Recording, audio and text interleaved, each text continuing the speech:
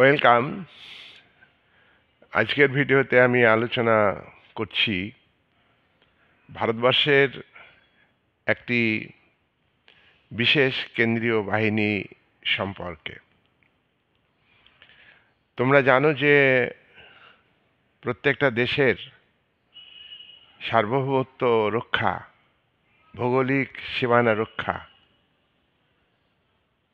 এটা খুবই অপরিহার্য।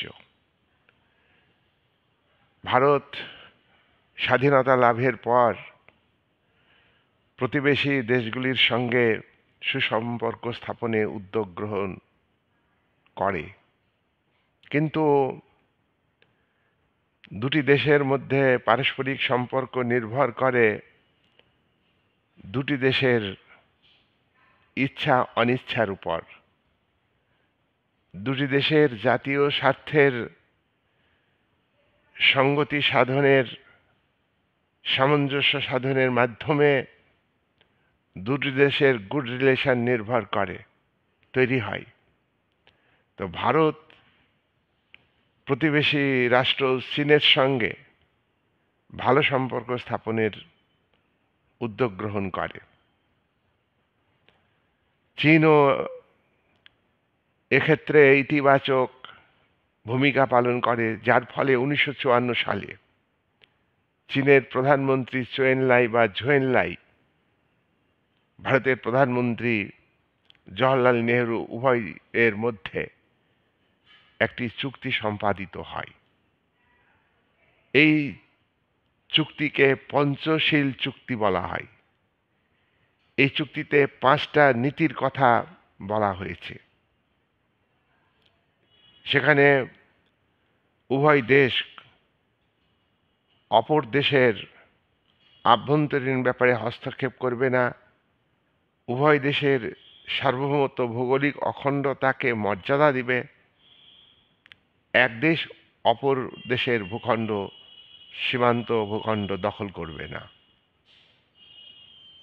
কোনো সমস্যা দেখা দিলে উভয়েই পারস্পরিক আলোচনার মধ্য দিয়ে শান্তিপূর্ণভাবে আলোচনার মাধ্যমে মীমাংসা করবে। এই যে 5টা নীতি, এই 5টা নীতির মধ্য দিয়ে উভয় দেশের মধ্যে গুড রিলেশন গড়ে ওঠে। কিন্তু 1962 সালে চীন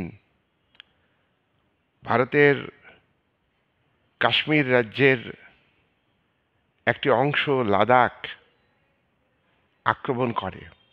হঠাৎ আক্রমণ করে। এই আক্রমণের মাধ্যমে ভারতের লাদাখ ভূখণ্ডের একটি অংশ দখল করে নেয়। এই অংশটা হচ্ছে আকসাই অঞ্চল। এই আকসাই দখল করে নেয় 1962 সালে। একই সঙ্গে চীন অরুণাচল প্রদেশেও আক্রমণ করে। তোমরা জানো চীন সিকিম, যেটা আমাদের রাজ্য ভারতের, সিকিম 1975 সালে ভারতের অন্তর্ভুক্তি হয়েছে, সেটাও তারা দখল করতে চায়। বহু ভূখণ্ড তারা দখল করতে চায়।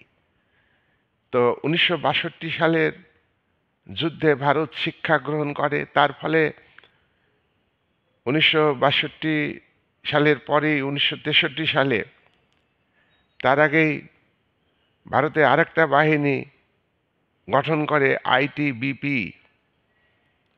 আইটিবিপি হচ্ছে ইন্দো টিবেটান পুলিশ। এই বাহিনীও কঠোর বাহিনী। এটা কেন্দ্রীয় স্বরাষ্ট্র দপ্তরের অধীনে ভূমিকা পালন করে। এটা কঠোর বাহিনী, এটা সীমান্তে মোতায়েন আছে, চীন সীমান্তে মোতায়েন আছে চীনকে প্রতিরোধ করবার জন্য। তেমনি তার পরের বছর, যুদ্ধের পরের বছর, ভারত শিক্ষা নিয়ে এসএসবি গঠন করে। এসএসবিটা কি? এসএসবির ফুল ফর্ম হলো সশস্ত্র সীমা বল। সশস্ত্র সীমা বল এটা সশস্ত্র বাহিনী, এটা আধা সামরিক বাহিনী। বিএসএফ যেমন আধা সামরিক বাহিনী, এটা মিলিটারি বাহিনী নয় পুরোপুরিভাবে। কিন্তু কিছুটা মিলিটারি বাহিনী, আধা সামরিক বাহিনী। এটা হচ্ছে ভারতের সশস্ত্র সীমা বল বাহিনী। এই বাহিনী 1963 সালে মে মাসে তৈরি হয়। ভারত সরকার এটা তৈরি করে। ভারত সরকার 1963 সাল থেকেই মোতায়েন করে, চীন সীমান্তে মোতায়েন করে, চীনকে প্রতিরোধ করবার জন্য, চীনের আগ্রাসী মনোভাব, আগ্রাসী কার্যকলাপ, এগুলিকে বন্ধ করবার জন্যে এই বাহিনী চীন সীমান্তে নিয়োগ করে। চীনের গুপ্তচর ভারতবর্ষে ঢুকে পড়ে। চীন সবসময় ভারতকে কোণঠাসা করবার চেষ্টা করে। চীনের সীমান্তে, ভারতের ভূখণ্ডে তারা চোরা কারবার করতে উৎসাহ দেয়, বিভিন্ন অপরাধমূলক কাজ করতে উৎসাহ দেয়। কোনো ভারতীয় শক্তি, ভারত বিরোধী, তারা হয়তো এই চোরা কারবারের সঙ্গে যুক্ত থাকছে, কিন্তু সব মিলে এটা দেশের সার্বভৌমত্ব ক্ষুণ্ণ হতে পারে। এই কারণে ভারত সরকার চীন সীমান্তে এসএসবিকে নিয়োগ করেছে। এসএসবি সশস্ত্র বাহিনী, আধা সামরিক বাহিনী, এবং এই বাহিনীকে মোতায়েন করে চীনের আগ্রাসনকে প্রতিরোধ করবার চেষ্টা করছে। চীনের প্ররোচনায় ভারত ভূখণ্ডে যে চোরা কারবার চলে, চোরা কারবার করবার চেষ্টা করে, সেগুলিকে প্রতিরোধ করে। আর কি করে? আর অন্যান্য বিভিন্ন অবৈধ কাজ চীন সীমান্তে, ভারতীয় ভূখণ্ডে হতে পারে, হয়, এগুলি প্রতিরোধী ভূমিকা পালন করে। এই বাহিনীকে আরো বেশি গুরুত্ব দেওয়ার জন্যে, কোন বাহিনীকে? এসএসবিকে, সশস্ত্র সীমা বল আধা সামরিক বাহিনীকে আরো বেশি গুরুত্ব দেওয়ার জন্যে এটা স্বরাষ্ট্র মন্ত্রণালয়ের অধীনে আনে, স্বরাষ্ট্র দপ্তরের অধীনে আনে। তোমরা জানো যে ভারতবর্ষের আভ্যন্তরীণ শান্তি শৃঙ্খলা বজায় রাখার দায়িত্ব সামগ্রিকভাবে প্রত্যেকটা রাজ্য সরকারের যেমন দায়ী, তেমনিভাবে স্বরাষ্ট্র দপ্তরের দায়িত্ব আছে সীমান্ত এলাকাগুলিতে।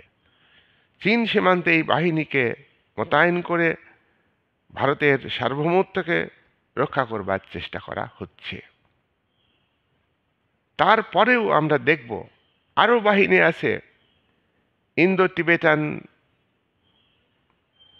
টিবেটান বর্ডার পুলিশ আছে, Indo Tibetan border police, ITBP পাশাপাশি আছে। তা সত্ত্বেও কিন্তু চীনের আগ্রাসী মনোভাব, আগ্রাসী কার্যকলাপ বন্ধ হচ্ছে না। ভুটান সীমান্তে আছে এসএসবি। ডোকলামে, ভুটানে ভারতের সেনা আছে, ভারতের এসএসবি বাহিনী আছে। সেখানেও কিন্তু চীনকে প্রতিরোধ করবার চেষ্টা করা হচ্ছে। আবার ভারতীয় সীমান্তে, ভারত ও ভুটান সীমান্তে এসএসবিকে নিয়োগ করা হয়েছে। নেপাল বর্ডারে, নেপালের সঙ্গে ভারতের সম্পর্ক, তিক্ত সম্পর্ক। নেপালকে চীন নিয়ন্ত্রণ করে। নেপাল চীন সীমান্ত, নেপাল চীন এবং ভারত সীমান্তে ভারতীয় ভূখণ্ড কালাপানি, 400 বর্গ কিমি জমি, সুষ্টা 140 বর্গ কিমি জমি, এটা চীন দাবি করে এবং কোনো অংশ নেপালকে দাবি করতে শেখায়।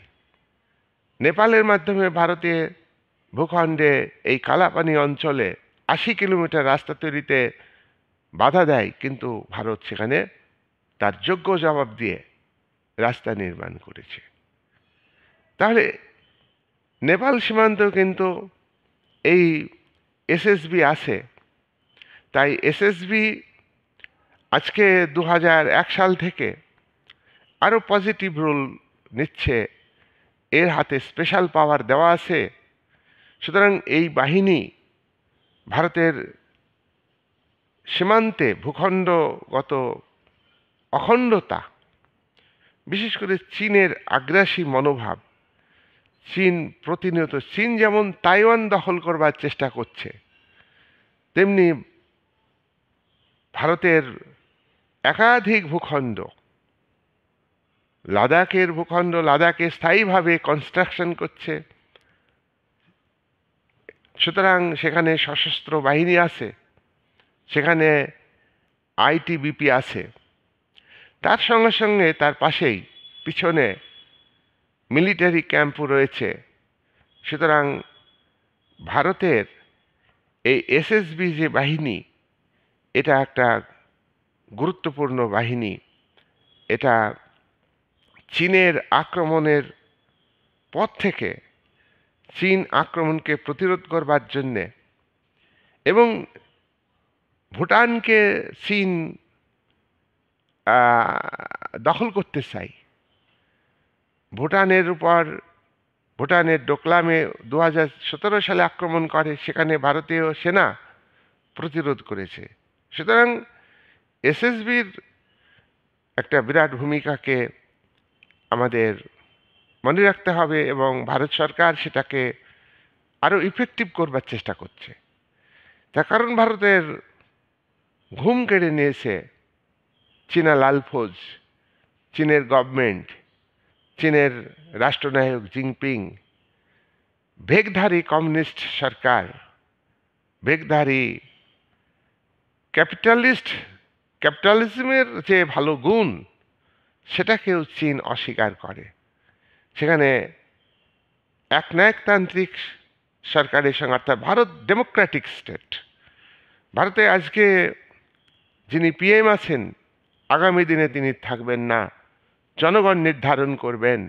কিন্তু চীনা কমিউনিস্ট পার্টি সেখানে গণতান্ত্রিক কেন্দ্রিকতার নামে সেখানে ওয়ান পার্সনের ডিক্টেটরশিপ, এই শাসন সেখানে চালাচ্ছে। আর ভারতের সঙ্গে আপাত দৃষ্টিতে বাইরে ভালো সম্পর্ক রাখে, আর ভারতকে জব্দ করবার জন্যে ভারতের চারিদিকে বেড়া তৈরি করেছে, বেষ্টনী তৈরি করেছে। এই জায়গায় দাঁড়িয়ে এসএসবি একটা বিরাট ভূমিকা পালন করছে।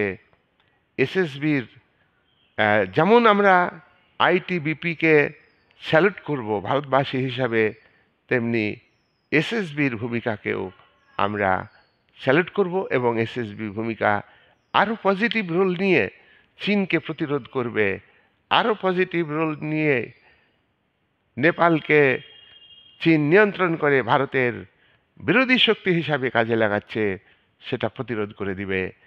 এই বলে আজকের আলোচনা আমি শেষ করলাম।